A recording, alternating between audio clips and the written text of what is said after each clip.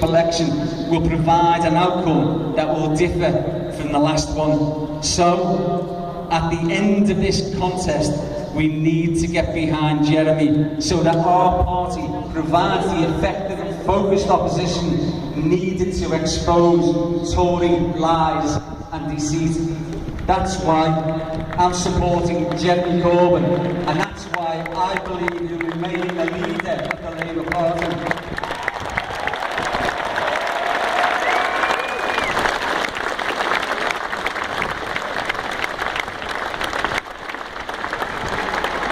So, without further ado, can you welcome to address you all the Right Honourable Jeremy Corbyn MP.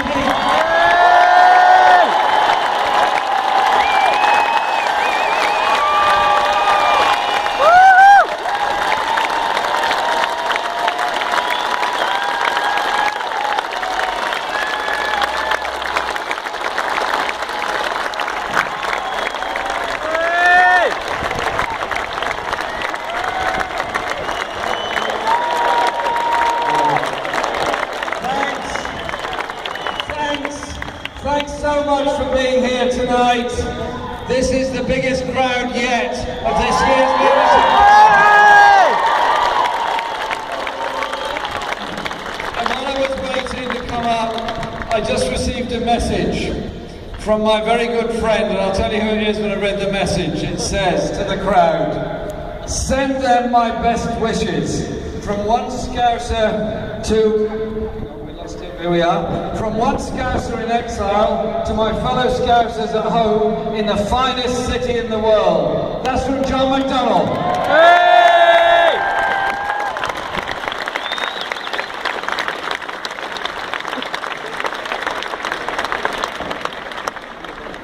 Thanks for being here.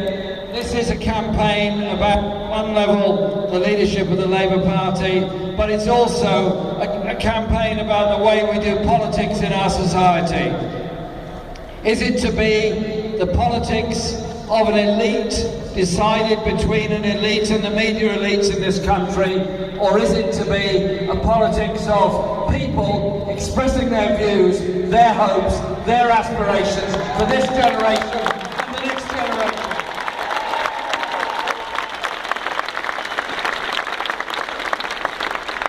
And in Liverpool, there's no finer place to look at the strength of communities and what they achieve. The first time I ever spoke here in Liverpool was in the 1980s, during the miners' strike. Then we had rallies here in St George's Hall. Then I was here with the dockers during the heroic struggle they put forward. Hey! And I want to pay a huge tribute to all those that braved the abuse, the nastiness and the horror of what the Murdoch press could do to stand up for the Hillsborough families.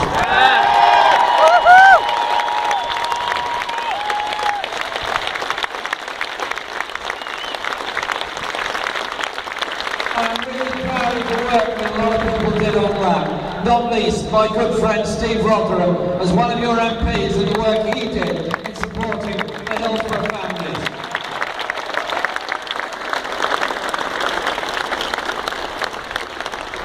Now, Liverpool is a city of culture in every way. It's given so much music to the world, given so much hope to the world. But my favourite is actually the Liverpool poets and the great man Roger McGough. Can I give you a quote from Roger McGough? Is that all right? Roger wrote, "Every day I think about dying, about disease, starvation, violence, terrorism, war, the end of the world. It helps to keep my mind off things."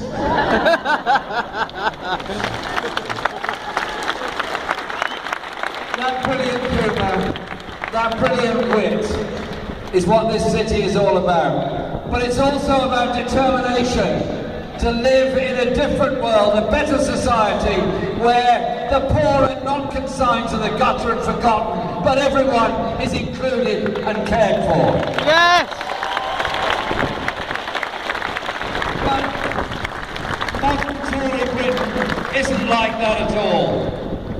Today, we've just heard there's yet more job losses at Camel Lairds, despite them getting a very big order, laying off another 98. Tonight, we send our support to the GMB Union, doing their best to defend those jobs.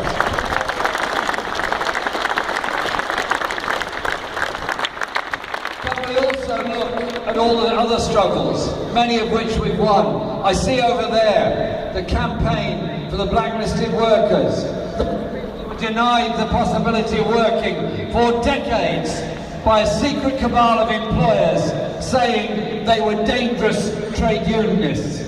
Well, things have changed. We won that campaign. We won it not because of the support of the national media, but the support of ordinary people who stood up for those who speak up to defend them. So well done to that campaign.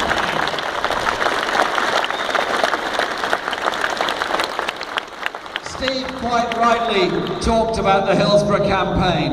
He's absolutely right about that. But there's some other unfinished business.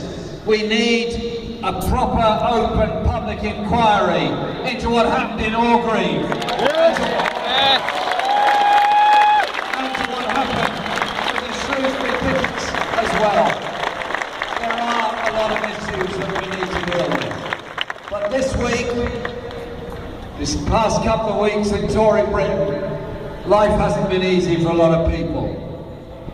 Philip Green, Minister in the Tory government, living in tax exile in Monaco, retreating to his yacht, having not paid the taxes on his company, having denuded its pension fund of the resources it needs, having driven a lot of people into a situation of being unemployed and closing all those stores. What is it about Tory Britain? What is it about the Tory government? They won't intervene to defend those jobs, but instead defend the tax evaders and the tax avoiders.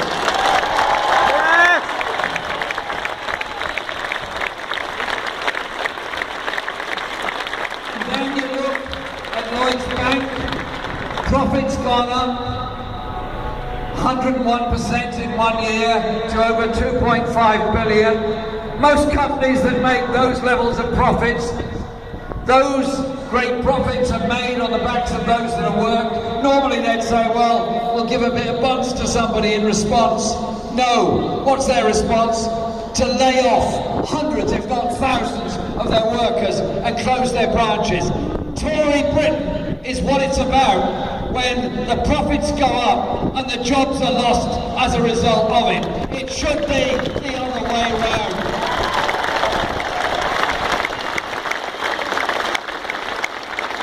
Then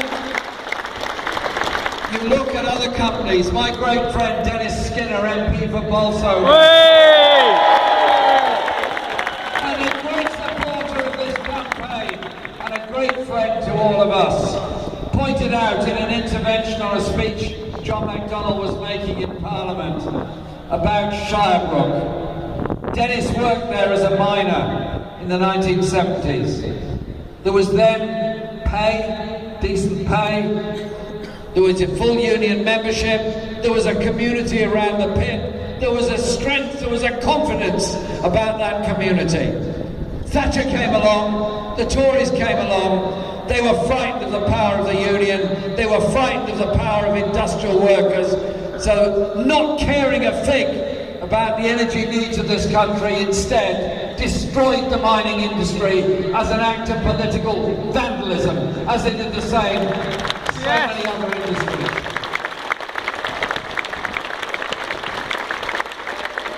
And what has then happened to that site? What has then happened to Shirebrook? It's now a 0 hours contract company, undercutting wages, an aggregate of minimum wage that doesn't even add up to a weekly minimum wage, ambulances called, fire tenders called, in order to deal with the health and safety conditions and dangers in that factory. What is it about deregulated, high-profit, unequal Tory Britain that we tolerate that kind of thing? No, no and no. We are going to change that.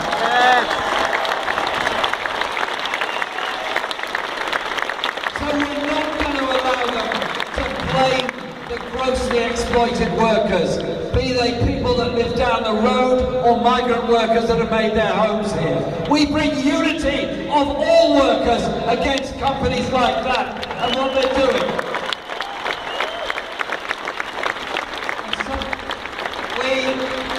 We propose something very different. Workplace 2020, a policy we're developing, which will require companies with more than 250 employees to negotiate with representative trade unions on wages and conditions.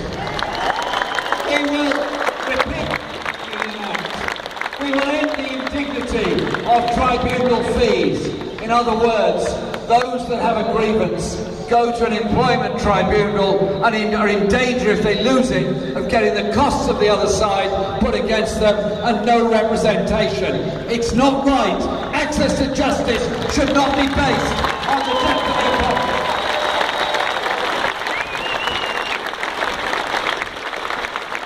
And we will also deal with the scandal of the way in which legal aid has been denied to so many within our society. Yeah. So many people that can't get justice, but they can't get access to legal aid.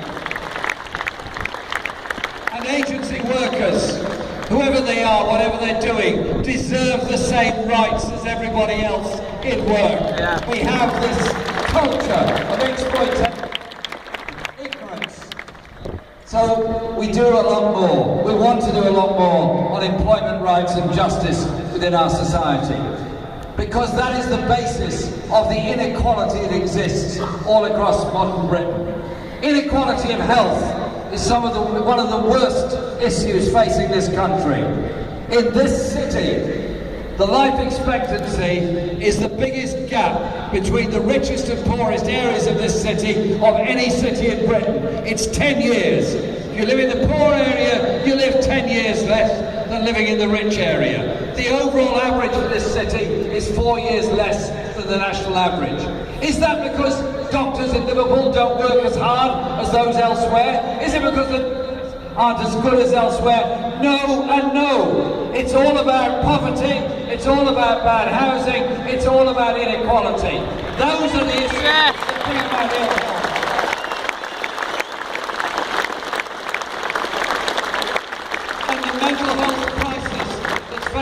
Country has to be addressed. 1 in 4 of us in our lifetime are going to go through a period of deep stress, mental health conditions. Some of us will get through it with the love and support and affection of our friends and our family and our immediate network of workmates and others. Others won't. Others will be frightened to talk about it. Others will not be able to get the help. And sadly, some take their own lives as a result of that. We can do 2 things. One is change the mood music on how we deal with the issue of mental health. Reach out and support, don't condemn. And we can properly fund our National Health Service. The Health and Social Care Act is a conveyor belt for privatisation within the National Health Service, requiring 49% of all services to be put out to private contract. Not right, not necessary, and designed to reduce our great, wonderful National Health Service, free at the point of use as a human right, to a health service of last resort for those who can't afford to go private. Yeah. So we stand to properly fund our National Health Service.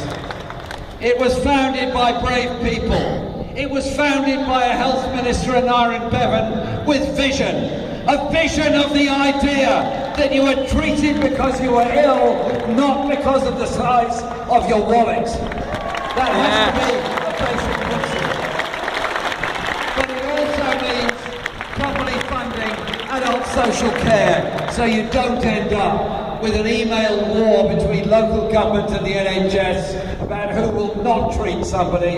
Instead, you have a seamless system that treats everybody, again, irrespective of their wallets.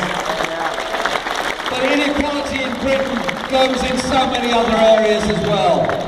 Too many children being brought up in grossly overcrowded, badly maintained, expensive, damp, short-term, private rented accommodation across this country. 100 years ago, Keir Hardie, as the then leader of the Labour Party, campaigned against landlordism and what went with it. He wanted a world where there was security of tenure through council housing. He wanted regulation of the private rented sector. He wanted secure housing for all. Labour councils and Labour governments built a large number of council properties, gave people that security. It was the Tories under Thatcher that started the destruction of council housing and instead replacing it with a free market dogma. I tell you this, I want a Labour government that says our priority is to ensure by the end of that first term of that government, everyone is decently, securely and properly housed within our society.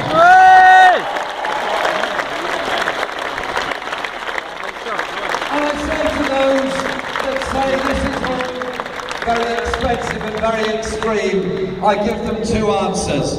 Firstly, is anyone really very comfortable, however well off they might be themselves, to walk home of an evening, walking past homeless people begging on the streets?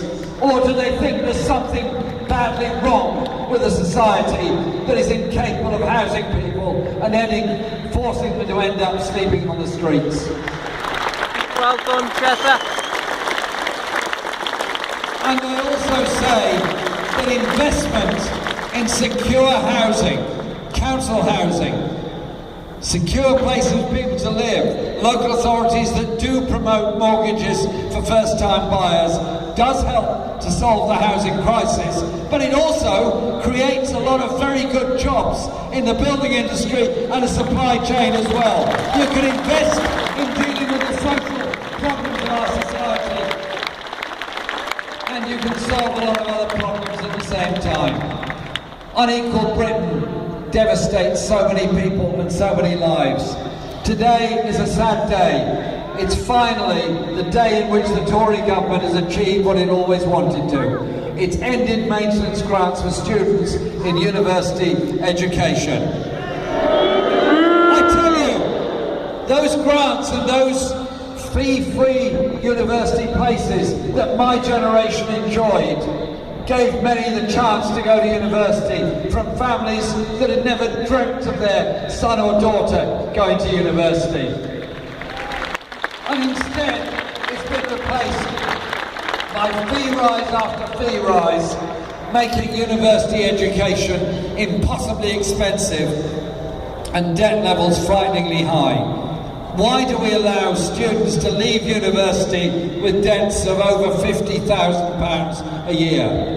Other countries don't do it that way. They instead see education as something that's a good for all of us. If any one of you goes to college and becomes a good engineer, well done, you've become a good engineer. Well done all of us, we've helped you become a good engineer. We all benefit with a safer train, a safer car, a safer plane, a safer building. Yeah. We all benefit from everyone's education. Yeah. So can we stop treating education as a commodity and start treating it as a right everyone should have for the benefit of everyone else? Way! A society where we do care about all. A society where we don't just educate and try to ensure they have somewhere safe to live, but also a society where we unlock the cultural potential that's there in all of us. I mentioned at the start of my speech the great Roger McGough and the Liverpool poets. There's a poet in all of us, there's a musician in all of us, there's an author in all of us. All our children need to have their hopes, their imagination unlocked and give them that same action. A cultural policy that works for all. So in modern Britain, we're told that all that matters is continuing the inequality in modern Britain. Wage levels as a proportion of national income falling, profits rising, executive pay rising, dividends rising. Shouldn't we do something a bit different? And so, after the change in leadership of our party last year, John McDonnell announced a different economic strategy. And he called it out for what it is. Austerity is a political choice, not an economic necessity. Yes! And that political choice is being made on the backs of cuts all over the country, made on the backs of growing inequality and growing poverty for many people. Things can be different. But it's up to our party to do things differently as well. A year ago, I'm sad to say, our party was abstaining on the welfare reform bill. No more are we going to go down that road. No more is that going to be politics of our party. Our party is one that wants a society that works for all, that reduces inequality, that provides opportunities and hope for the next generation. That is what we're about. We're also about investment, fair investment across the country.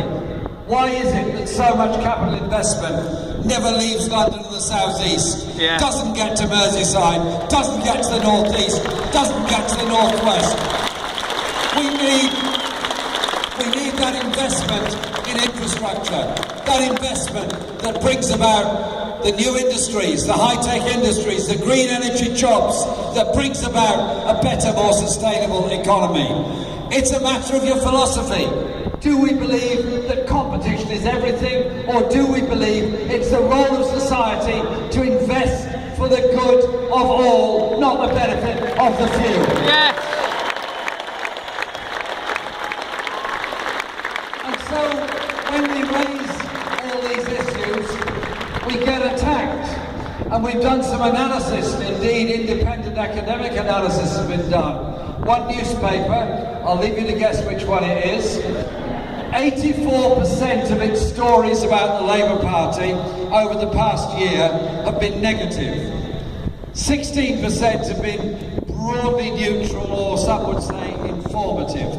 Not one story at any time in the hundreds they printed over the past year has anything positive to say about our party. The same applies to most of the rest of the national media. Our party has been monstered by many of the journalists who should know better, and news media has been, broadcast news media, has been shamelessly biased against what the Labour Party and Labour leaders and Labour are trying to say. So we reach out differently. We reach out through social media, which is so important as a way of bypassing the monopoly of the Murdoch media. But we also reach out to each other in our communities, because in our own way, we're all leaders in our own communities. We can all help that thinking, that thought process, that idea of how society can, should and must be run very, very differently. And those that say this has been unpopular and no effect, if that's the case, how come there are now 540,000 people in Britain who are members of the Labour Party? How come that in only 48 hours, 183,000 people registered to vote in this leadership election? I'd like to tell you this, more than the entire membership of the Tory party in the whole of the UK.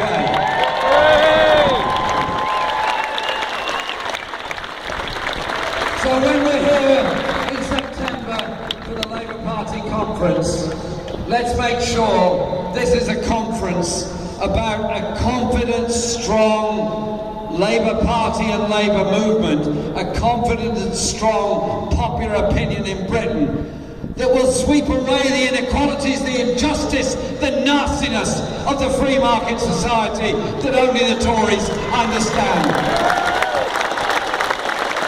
That will be about unlocking that hope and that potential that's there in all of us. Our changes didn't come about by accident. We won the right to vote in the 19th century by the bravery of the Chartists. Women got the right to vote from the bravery of the suffragettes. We got the welfare state on the backs of all those that suffered the indignities of the means test and the vile injustices of the 1930s. That generation came together to produce something better. And ever since the late 1970s, there's been a new economic philosophy abroad in many parts of the world. The idea that you roll back the role of the public in provisions of housing, health, education, employment, industry, research, all those things, and you leave it all to the free market. It was tried in Chile, it was tried all over Latin America, it's been done in many other parts of the world, and it was done in the USA by Reagan, and it was done in Britain by Margaret Thatcher. The big movements that are now taking place across many parts of the world are about a form of politics that challenges the way in which global corporations try and dictate to us, and instead stands up for the right of democracy to decide that people should be housed. The right of democracy to ensure that all our children get decency and hope within our society. And I tell you this, in our challenges to this government, in Parliament side, we've won quite a few things. In fact, you won't have read this in most of the papers, this Tory government has been defeated 22 times in the past year alone.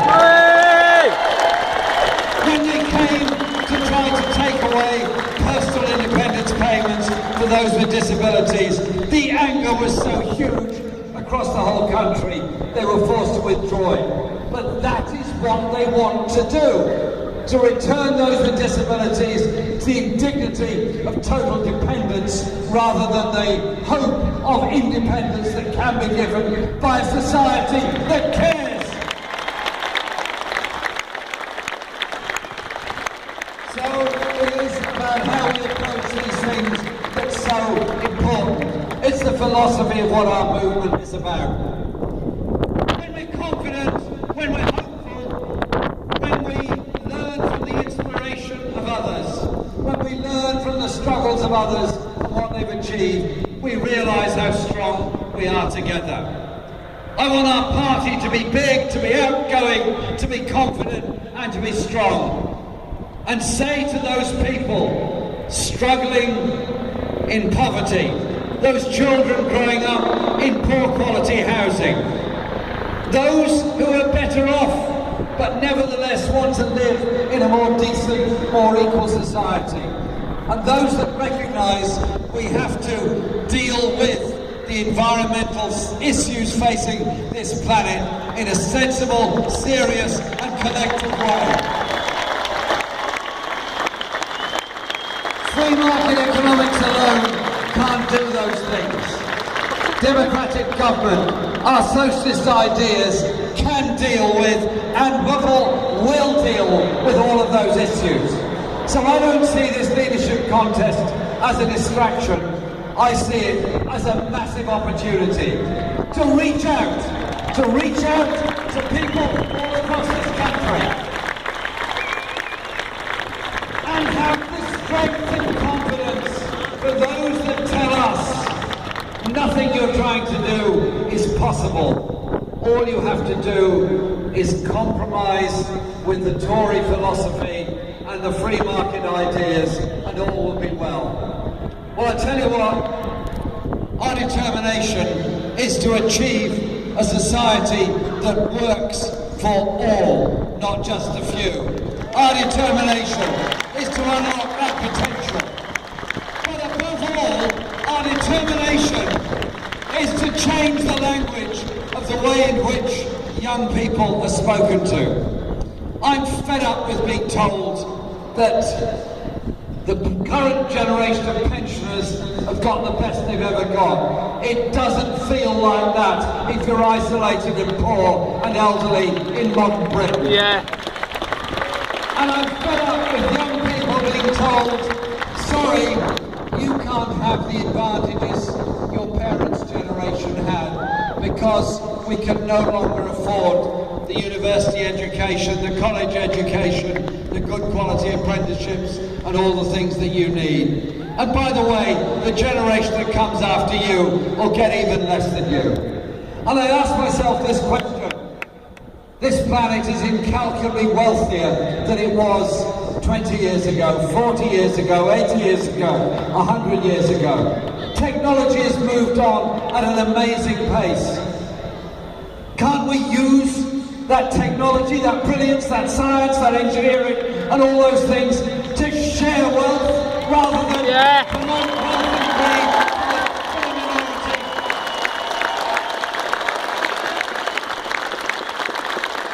When we do things together, we understand each other a lot better. When we achieve things together, be it a local campaign to improve a park, a local campaign to build a nursery, to save a hospital, all the campaigns we do, it's not just that little victory we have, it's a bigger victory because it's inspired many others as to the kind of society and kind of world we can all live in. Our campaign is about hope, is about the aspiration of the good of the entire community. It's about the kind of world we want to live in. There's never been a more exciting time in British politics than I can remember. We learned from the bitterness of the miners' strike. We learned from the bitterness of the attacks on industrial workers in the 80s. We're strengthened by that. We're strengthened by our resolve. We're strengthened by our determination. We're above all strengthened by our collective hope. Coming together, working together, not blaming each other or blaming minorities. That gives us hope. That gives us opportunity. That gives us a world of justice, peace and human rights. Thank you very much indeed.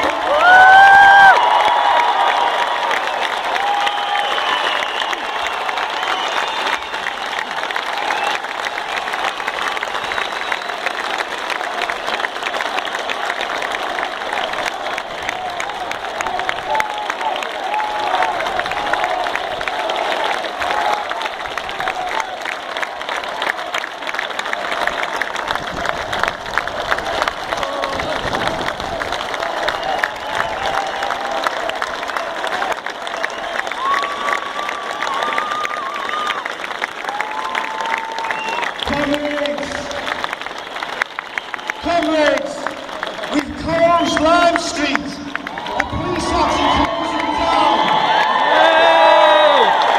There's over 10,000 of you here tonight. Be really proud to support the movement. I need to thank a couple of people who've managed to turn this round in a couple of days. I want to thank the staff here at St George's Hall who've been amazingly supportive, and thank you. I want to thank Martin Cummins and Liam Moore, who worked incredibly over the last couple of days to put this on. All the Momentum team, my councillor colleagues, Councillor Kushner, Joanne Kushner, Councillor Alan Offrey, Councillor Alice Bennett. I've got Barry Kushner, we've got Councillor Alan Walker, we've got Councillor Bill Jones, we've got Councillor Dorian Knight. There's many of us, we're going to keep fighting. Thank you for coming tonight.